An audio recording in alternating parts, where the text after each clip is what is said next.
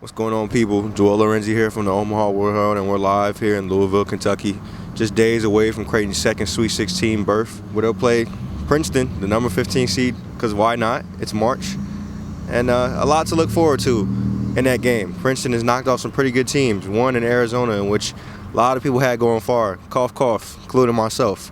A lot of people have been getting cooked for that pick, because Princeton flat out embarrassed them. Next round, they embarrassed Mizzou from start to finish.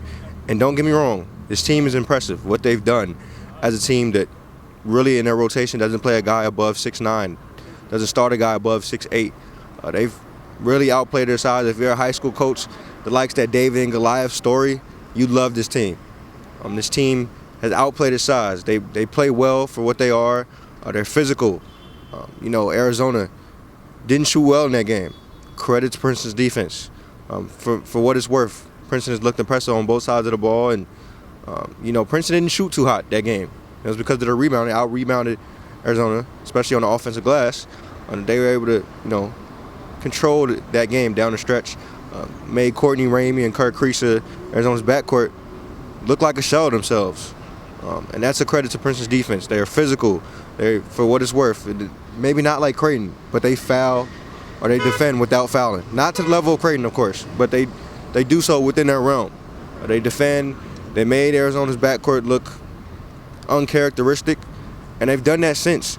This team is a good offensive team in terms of spacing. It's competent in space. If it was maybe a day or two to prepare for them, maybe I'd be more concerned for Creighton. But on the other side of things, I don't think too many teams have seen a team like Creighton, a player like Ryan Kalkbrenner. You ask these coaches every round, have you seen a guy like Ryan Kalkbrenner? They scratch their head, they look around, they survey, they browse, and they might come up with a name, but these names are never quite Ryan Kalkbrenner. As I think to this week, and what I look to ask coaches, probably sticking to Princeton's Mitch Henderson to not get too far ahead of ourselves here, but probably ask Ms. Henderson, curious as I've asked all these coaches here over the past several weeks, have you seen a player like Ryan Kalkbrenner? What do you think of Creighton's lineup, how you shape up against Creighton's lineup? Because don't get me wrong, Princeton is impressed against size. Now, Ryan Kalkbrenner is something they likely haven't seen, most of these teams haven't seen. So it'll be up to his judgment and, how he'll fare, because let's face it, Princeton, they played Harvard, they played Iona. These are the teams they played all year.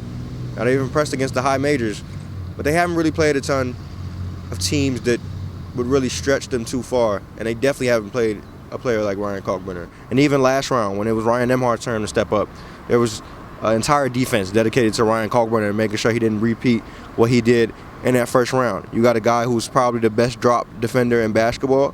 A lot of offenses haven't seen the way he's able to warp defenses, and so I'd be a bit concerned for Princeton, despite them having a week to prepare for it. I will say I think they probably give Creighton a run for their money relative to what these other teams have done. Don't count Princeton out, but Creighton should comfortably win behind their star big man. I just think he's such, maybe not an anomaly, but he's such a tough thing to prepare for if you've never seen anything like him. So if you're Princeton, I buckle up. Lorenzi here from the Omaha World-Herald.